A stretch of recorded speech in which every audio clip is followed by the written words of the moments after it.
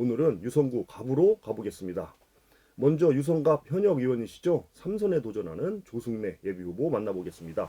안녕하십니까? 예, 안녕하세요. 유성갑 후보 조승래 국회의원입니다. 네, 반갑습니다. 반갑습니다. 선거가 한 달도 이제 안 남았습니다. 예. 현장에서 느끼시는 분위기 어떻습니까?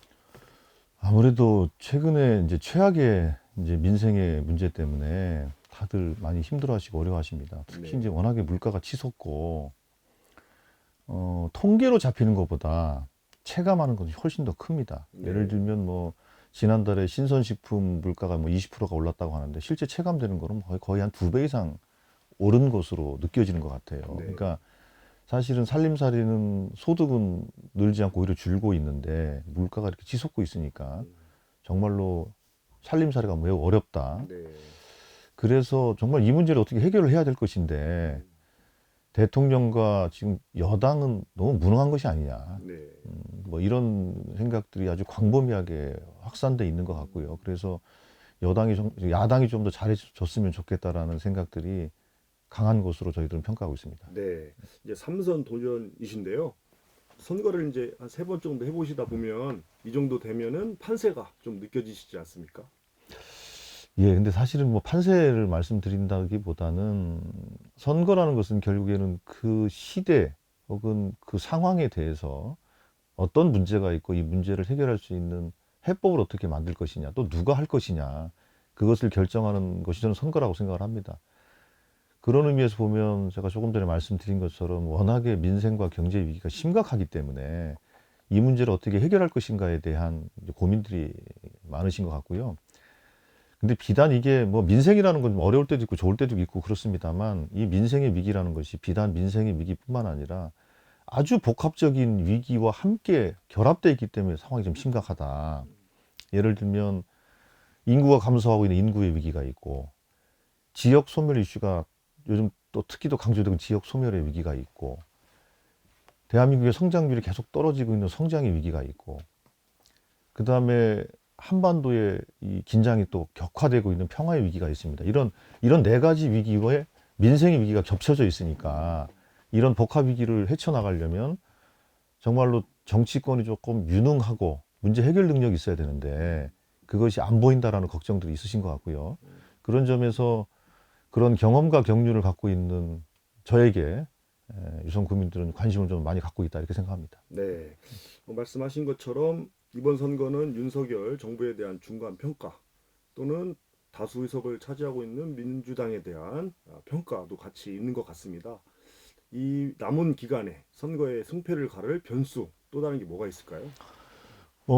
그거는 뭐 여러 가지 이제 상황적으로는 결국 정치는 말을 가지고 하는 것이기 때문에 이 말을 전달하는 과정 속에서 발생할 수 있는 여러 가지 상황적 문제가 있을 수 있습니다. 뭐 거친 말이 오간다든지 뭐 아니면 어떤 비하 발언이라든지 어쨌든 말을 통해서 발생할 수 있는 그런 위험 요인이 하나 있을 것 같고요.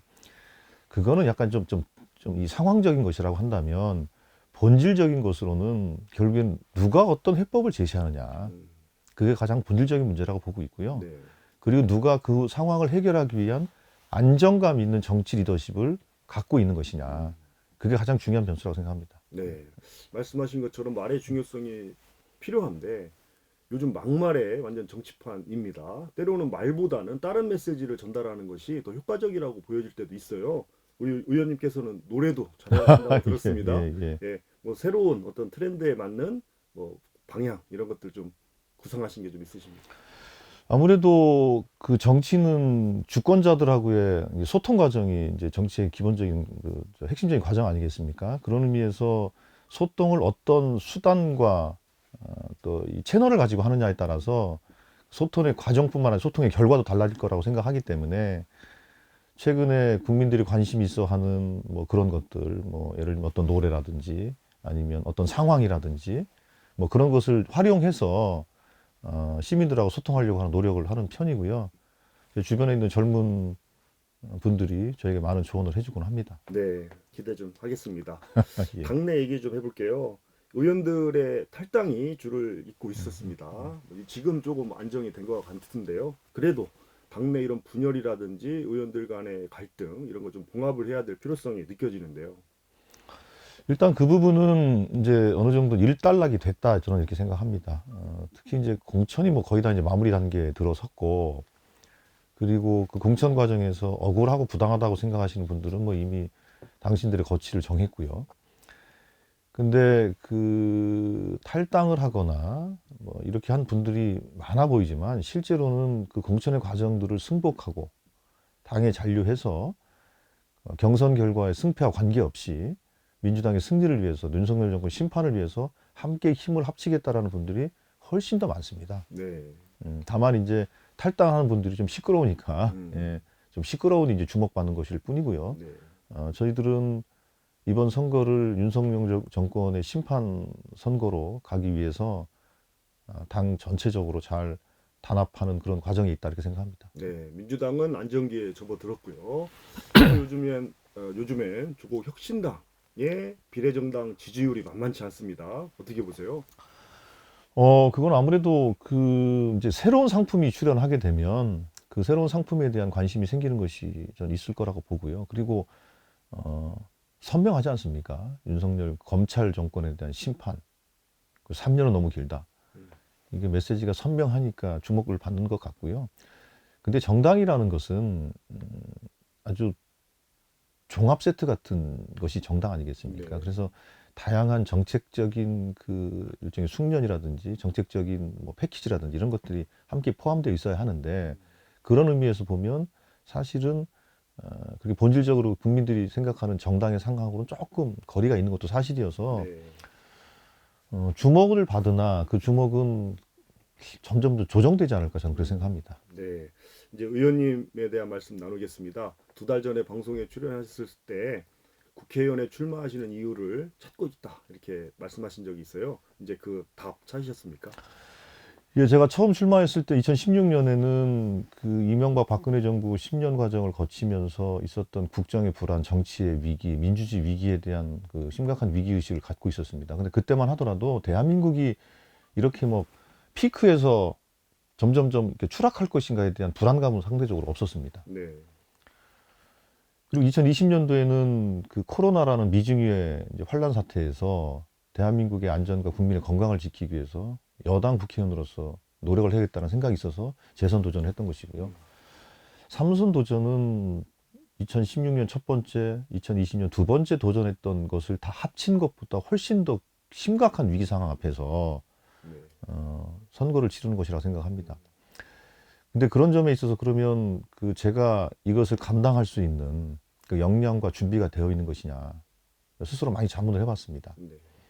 근데 저는 지난 8년간의 의정 활동을 하면서 인구 위기, 민생 위기, 성장의 위기, 지역 소멸의 위기, 또 평화의 위기라는 이 정말로 전환사적인 위기에 대해서 해법을 제시하고 문제를 해결해 나갈 수 있는 준비가 돼 있다. 네. 뭐 이런 생각을 제 스스로 갖습니다. 네. 그래서 삼선 도전을 하는 것이고요.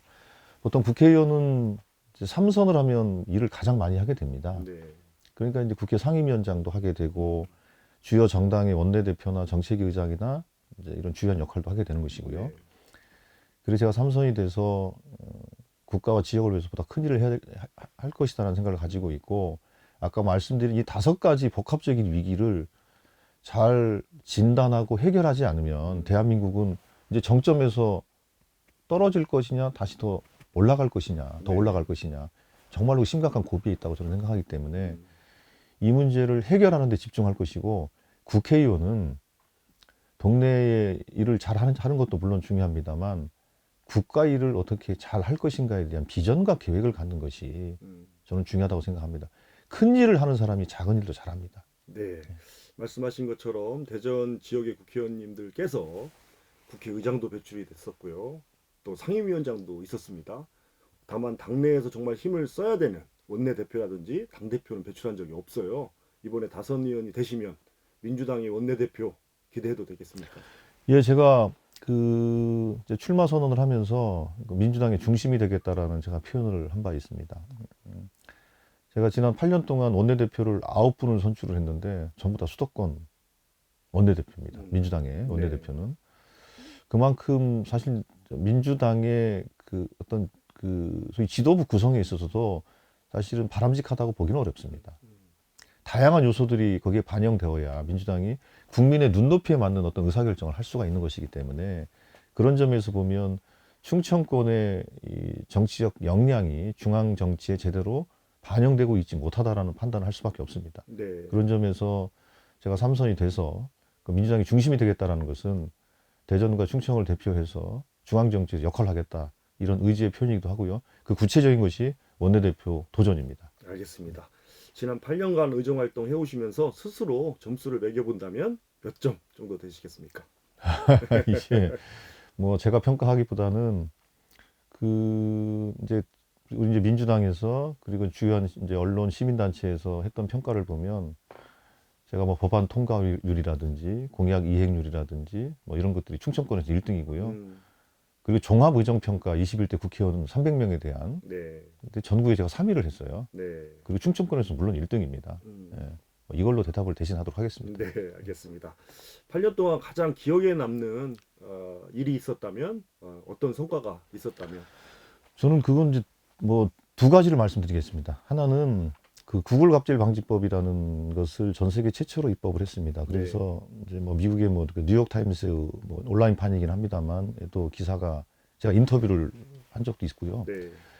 그 전 세계 빅테크 구글이나 애플 같은 빅테크를 대상으로 해서 첫 번째 규제 법안을 만든 것이 대한민국이라는 점에서 상당히 저는 큰 자부심과 긍지를 갖고 있습니다. 두 번째로 스마트 경로당이라는 사업을 대전 유성에서 최초로 시작했습니다. 네. 제가 제안해서 국가 사업으로 결정이 돼서 국비를 받아서 진행을 했고 지금은 전국 뭐 수십 개의 지자체에 확산되고 있는 상황입니다. 네. 그러니까 대전에서 유성에서 스마트 경로당이란 경로당을 디지털로 전환하는 스마트 경로당 사업인데 네. 그런 아주 좋은 모델을 만들었다는 측면에서 매우 의미 있다고 저는 생각했습니다. 네. R&D 예산 삭감에 대해서 기초과학 연구에 아주 타격이 심각합니다. 또 연구 인력 유출도 심각합니다. 지역구에 계신데요. 어떻게 바라보고 계십니까? 예, 실제로 R&D 예산의 삭감은 그 기초 연구에 대한 심각한 타격 그리고 그 R&D 후속 세대의 양성 이 두 가지 측면에서 심각한 악영향을 주고 있고요. 뿐만 아니라 기업이나 대학의 경우에도 실제로 기업도 출연전이나 대학하고 협력을 통해서 어떤 R&D 과제를 같이 수행하면서 기업의 기술도 개발하고 그 과정을 통해서 인력 양성도 합니다. 그래서 직원들의 숙련도를 높이는 거죠. 네. 근데 R&D 예산이 삭감되면서 이 기업에 가는 이런 예산 지원도 대폭 줄게 됐습니다. 네. 지금은 사실은 정확하게 아직 드러나고 있지 않습니다만 벌써 지금 얘기들이 나오는 것이 그 연구비가 현장에 배정되기 시작하면서 이제 목소리가 나오기 시작합니다. 정말로 심각합니다. 그래서 저희 그 유성 지역의 뭐 궁동, 어운동 지역에 이제 스타트업 파크에 있는 여러 기업들, 뭐 유성의 저 관평동, 전민동 쪽 있는 또 그 서구 쪽에 여기 월평동 이쪽에 있는 많은 스타트업들이 있는데 네. 이 스타트업들이 조만간에 대량 해고 사태가 벌어질 가능성이 매우 높습니다. 그러니까 이렇게 되면 대전에서 아무리 뭐 대기업을 유치한다고 하더라도 대전에서 만들어진 기술을 가지고 창업한 기업들이 여기에서 자생적으로 성장해서 어떤 일자리도 만들고 어떤 부가가치를 만들어야 되는데 네. 그 성장 단계에서 사실은 뿌리가 뽑혀버리는 그런 심각한 상황이 생기는 거죠. 그래서 이거는 아마 그 시민들께서도 한번 좀 관심 갖고 보셔야 될 것 같고 언론에서도 이 부분에 대해서 비단 연구 현장이 황폐화되는 것뿐만 아니라 그 기업의 문제까지 심각하다. 그리고 이게 결국에는 대전 경제, 대전 지역 민생에 미치는 영향도 매우 심각하다. 네. 그 점에 대해서 우리는 분명히 좀 생각해야 될 것 같고요. 관련해서 대전시나 관계 구청들의 노력이 필요한데 대전시는 전혀 노력을 안 하는 것 같습니다. 왜 그렇습니까? R&D 예산 삭감이 국비로 출연전에 가는 것이기 때문에 대전 지역 경제는 별로 영향이 없다라고 판단하는 것 같아요. 근데 이거는 정말로 짧은 생각이고요. 단순하게 출연전에 가는 예산이 주는 문제가 아니라 조금 전에 말씀드린 것처럼 그 예산이 기업과 대학, 우리 대전에는 대학들이 많지 않습니까? 네. 뭐 충남대, 카이스트, 한밭대, 뭐 한남대, 모건대 등등 해가지고 이 많은 대학들의 연구비가 흘러 들어가고 또 흘러 들어간 연구비가 기업과 협력을 통해서 그 연구를 수행하고 기술을 만들어내는 겁니다. 근데 그게 이제 다 물이 흐르지 않으면 그 아랫단에 있는 기업들은 회사 문을 닫아야 될 상황이 생길지도 모릅니다. 심각한 거죠. 관련해서 의원님께서 과학도시 특별법 추진을 하셨던 걸로 알고 있는데요. 어떻습니까? 지금 상황은? 예, 일단 그 부분은 이제 제가 이제 대전 특별자치시법을 냈는데 그게 이제 크게 내용은 세 가지로 되어 있습니다. 하나는 대전 전체를 그 과학기술 기반으로 해서 어떤 그 실증을 함에 있어서 실증 특례시를 만들자라는 게 하나가 있었고, 두 번째로는 이 만들어진 회사들을 금융적으로 지원하기 위해서 그러니까 투자은행을 만들자라는 게 대전시의 오래된 지금 이장우 시장의 공약 아니었습니까? 네. 근데 그 법적 근거를 만드는 게 사실 좀 어려워요. 음. 그래서 대전 특별자치시법에 투자은행 설립의 근거를 두자는 것. 네. 그 다음에 교육에 대한 특례를 부여하자는 이 세 가지 핵심적인 내용을 갖고 있습니다. 네. 법은 발의가 된 상태이고요. 대전시 이장우 시장이 21대 국회가 끝나고 당신이 주도해서 하시겠다라는 말씀을 하시면서 지금 여당 쪽에서는 뭐 전혀 반응을 하고 있지 않은 상황이고요. 그래서 제가 어제 공약 발표를 했는데 22대 국회에서도 다시 추진할 것이다. 네. 뭐 이장우 시장이 22대 국회 하시겠다고 했으니 이제 그때는 협력이 될 거라고 생각합니다. 알겠습니다. 혹시 이 공약이 대표 공약 1호 공약입니까? 아니면 다른 공약이 또 있습니까? 그리고 저는 예, 그분 이제 당연히 대표 공약이기도 하고요. 대한민국의 미래의 위기를 극복하기 위해서는 역시 이제 교육 시스템에 대한 개혁이 저는 무엇보다 중요하다고 생각합니다. 네. 그래서 제가 이제 법을 세 개를 미래교육 3법이라고 해서 제가 추진할 생각입니다. 네. 첫 번째로는 우리 지역에는 이제 한밭대, 충남대 같은 국립대, 좋은 국립대가 있지 않습니까? 네. 이 국립대에 대한 정말로 더 아주 파격적인 지원을 할 수 있는 그러한 국립대 특별법을 제안을 했고요. 두 번째로는 또 대전 지역도 사립대학도 많이 있습니다. 네. 근데 사립대학들이 가면 갈수록 많이 어려워질 겁니다. 인구가 줄기 때문에 그렇죠. 네. 그래서 그 부분에 대해서 사립대학이 어떤 교육 외적인 전환을 함에 있어서 그것을 지원할 수 있는 그 법적 근거가 좀 필요하다. 네. 그래서 사립대학 전환지원법을 낼 생각이고요. 세 번째로 이제 학교 교육 측면에서 보면 우리나라의 교육기본법에 교육의 기본적인 이념과 뭐 철학을 담고 있습니다. 네. 그런데 그게 약간 좀 낡고 오래됐어요. 그래서 지금 AI 시대 뭐 이런 그 아주 기술 중심의 시대에는 좀 안 맞는 측면이 있습니다. 그래서 그 교육기본법을 바꿈으로 해서 가르치는 분들도 배우는 분들도 모두 다 행복한 교육, 가르치는 사람도 배우는 사람도 뭔가 미래를 같이 고민하고 설계할 수 있는 그런 교육기본법, 또 학교라는 공간에 대한 정의를 어떻게 할 것이냐, 또 학교 안전이라는 것은 어떻게 할 것이냐, 이런 것들 다 포괄적으로 하는 교육기본법 개정안, 그렇게 세 개의 이제 미래교육 3법을 추진하겠다. 이것이 가장 핵심적인 공약 중 하나입니다. 네. 시간이 이렇게 빨리 갔는지 몰랐습니다. 이제 마무리해야 될 것 같은데요. 의원님께서 이번에 국회의원에 꼭 당선돼야 하는 이유, 우리 유권자분들께 마지막 한 말씀 해주세요. 예, 저는 정치를 노무현 대통령과 정치를 해왔습니다. 그러면서 제가 20여 년 전에 청와대 비서관으로 근무를 했고, 지방행정기관에서 또 종합행정을 해왔던 경험도 있습니다. 그리고 국회의원 8년을 통해서 교육과 과학기술 쪽으로 주로 일을 해왔습니다. 이런 경험과 노하우를 바탕으로 해서 대한민국이 현재 직면하고 있는 이 위기를 해결하기 위한 노력을 할 수 있는 적임자다, 이런 생각을 갖습니다. 국회의원이 단순하게 지역의 여러 가지 민원들을 해결하는 것뿐만 아니라 국가의 심각한 위기 상황에 대해서 그 문제를 진단하고 해결책을 제시하는 그런 경험과 역량 있는 국회의원이 저는 필요하다고 생각합니다.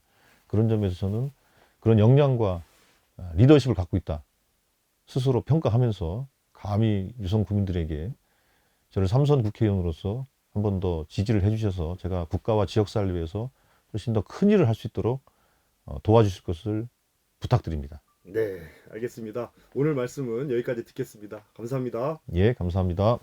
지금까지 유성국학 현역 의원이시죠? 더불어민주당 조승래 예비후보였습니다.